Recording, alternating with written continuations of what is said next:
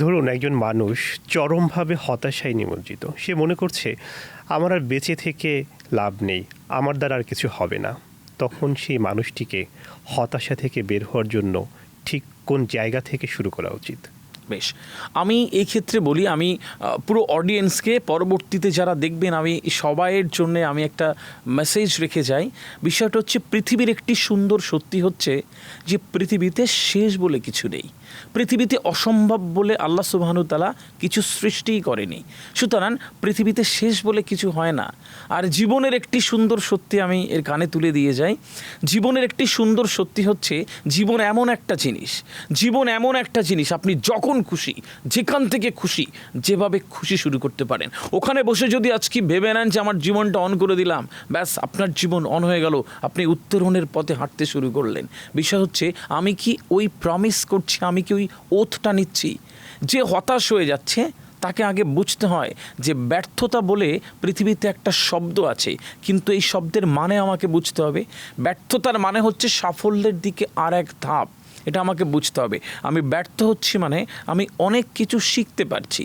এই জায়গাটা থেকে আমি যখন অনুভব করতে পারবো, তাহলে আমার এক একটা স্টেপ উত্তরণের পথে যাবে।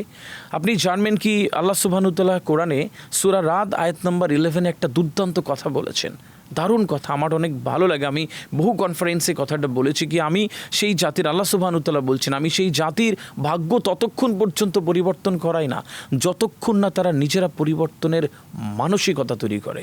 মানসিকতা তৈরি করবেন না একটা দুর্দান্ত অবস্থানে যাওয়ার জন্যে, ওই হেরে যাওয়া লুতুপুতু পার্সোনালিটি ছেড়ে যদি একবার ভেবে নেই, যদি একবার উঠে দাঁড়ায়, তাহলে ঘুরে দাঁড়ানো যায়। এই বিশ্বাস বুকের মধ্যে রাখতে হয়।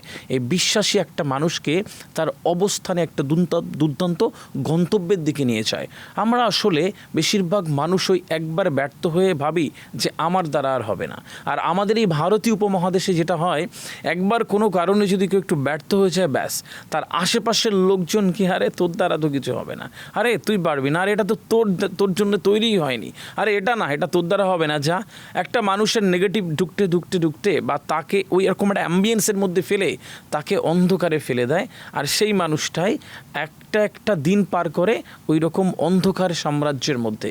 কিন্তু যদি একবার ভেবে নেয় যে আমি পারবো, আমার দ্বারা সম্ভব, যদি একবার ভেবে নেয়, ইংরেজিতে একটা সুন্দর কথা আছে, if you think you can, you can. যদি একবার ভেবে নেয় আর পরিশ্রম শুরু করে, সৃষ্টিকর্তা তার সাথে আছে, তাকে আটকে রাখা কঠিন। হতাশায় নিমজ্জিত মানুষদের আমি বলবো, আজকে থেকে একটা ইউটার্ন তৈরি হোক, আজকে থেকে একটা রুটিন তৈরি হোক, একটা পরিশ্রমের সরণি তৈরি হোক। দেখবেন ছোট্ট ছোট্ট পায়ে চলতে চলতে গন্তব্যে পৌঁছে যাওয়া যাচ্ছে। শুধু বুকের মধ্যে একটা বিশ্বাস থাকুক, আমিও পারি। পৃথিবীতে হারার জন্য অনেক মানুষ রয়েছে, আমি না। পৃথিবীতে হারার জন্য অনেক মানুষ আছে, আমি না।